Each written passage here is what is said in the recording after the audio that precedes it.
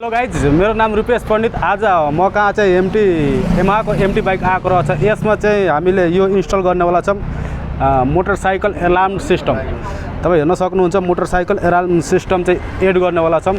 जस्तो कि बाइक हल्यो या बाइक ढल्क्यो भने आफै या कुनै अरू मान्छेले चाहिँ बाइकलाई छोयो भने चाहिँ आफै अलार्म गर्ने, साउन्ड गर्ने त्यो सिस्टम चाहिँ यसमा हामी इन्स्टल गर्नेवाला छौँ। तपाईँ भिडियो हेरिराख्नु होला। अनि च्यानलमा नयाँ हुनुहुन्छ भने च्यानल सब्सक्राइब गरी बेल आइकन अलमा प्रेस गर्नु होला। हस् त भिडियो सुरु गरौँ।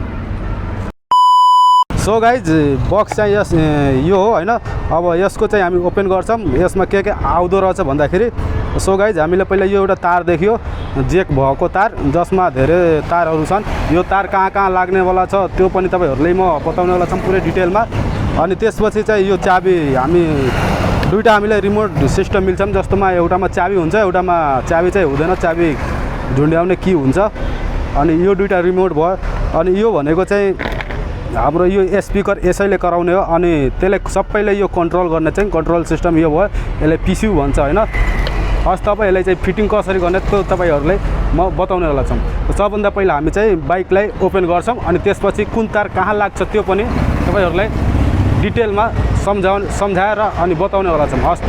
सो गाइज, यो तार अब हामी कुन कहाँ फिट गर्ने, यो धेरै कलरको तार छ, कुन तार कहाँ फिट हुन्छ त्यो तपाईँहरूलाई म बताउन गइरहेको छु। त प्लिज अलिकति अगाडि आउनुहोस्। सो गाइज, यो हेर्न सक्नुहुन्छ, यसमा कतिवटा तार छ भन्दाखेरि 2, 2, 4, 2, 6, 2, 8वटा यसमा तार छ हैन।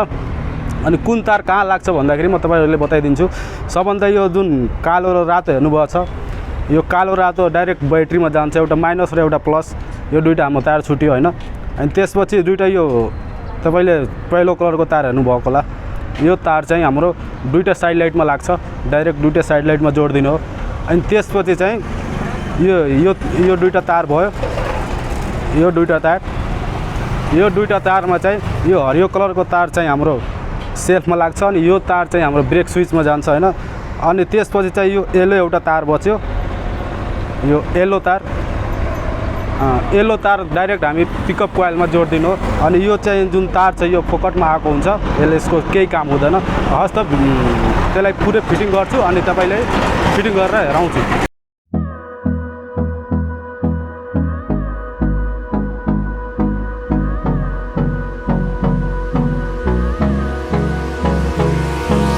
Hold me close till I get up. Time is barely on our side. I don't wanna waste what's left. The storms we chase are leading us, and love is all we'll ever trust. Yeah, no, I don't wanna waste what's left. And on we'll go, through the wastelands, through the highways, till my shadow turns to sun rays. And on we'll go, through the wastelands, through the highways, and on we'll go.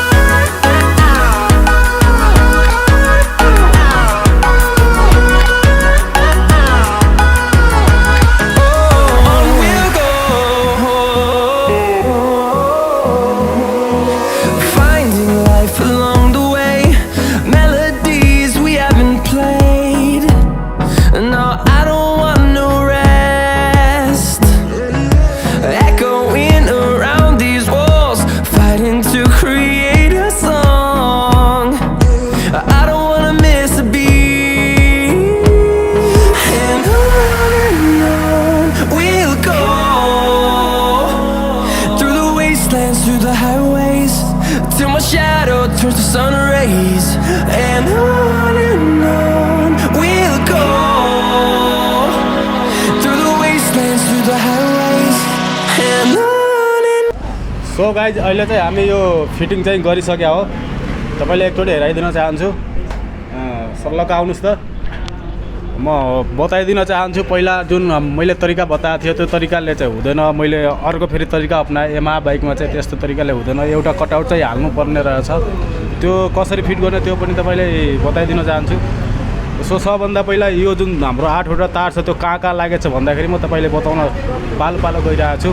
त्यो यसको जुन हेर्न सक्नुहुन्छ यो जो कालो र रातो छ, कालो रातोमा हालिदिने, अनि एउटा यो पहिलो जुन येलो अरेन्ज कलरको छ त्यो डाइरेक्ट चाबी स्विचमा हालिदिने, अनि यो चाहिँ एउटा यो छ नि यो कटआउट चाहिँ एउटा मेन तार यहाँ बैट्रीमा गएछ, अनि त्यसपछि अर्को तार चाहिँ यहाँ रिलेमा गएछ, जुन कि कटआउटको के भन्छ सेल्फको मोटरको रिले जुन हुन्छ त्यसमा गएछ।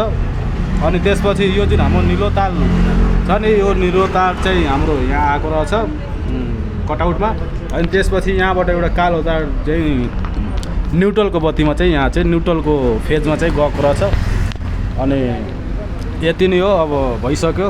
त तपाईँलाई पुरै चाहन्छु तपाईँले एकचोटि चलाएर हेराउन चाहन्छु। जस्तो यो रिमोट छ, यसमा दुईवटा रिमोट आएको थियो, यसले चाहिँ हुने भनेको लक हो, जस्तो कि यो लक भयो होइन। अनि अब चाहिँ कोही छुयो भने चाहिँ यस्तो छुयो भने चाहिँ यस्तो कराउँछ, अनि यो अनलक भयो। अब छुँदाखेरि केही हुँदैन, बाइक कोही छुयो भने केही हुँदैन। अनि यो चाहिँ साइलेन्टको के भन्छ आवाज गर्ने साइलेन्ट गर्ने के हो साइरेन गर्ने स्विच रहेछ, जस्तो कि यस्तो हुन्छ होइन। यो चाहिँ यो जुन बटम रहेको छ यो चाहिँ स्टार्टिङ बटम रहेको छ, जस्तो कि एकचोटि थिच्दाखेरि तपाईँको लाइन आउँछ, अनि दोस्रो चाहिँ थिच्दाखेरि गाडी स्टार्ट भयो केही नगरिकन। सो गाइज फाइनली यो बाइक चाहिँ रेडी भइसक्यो।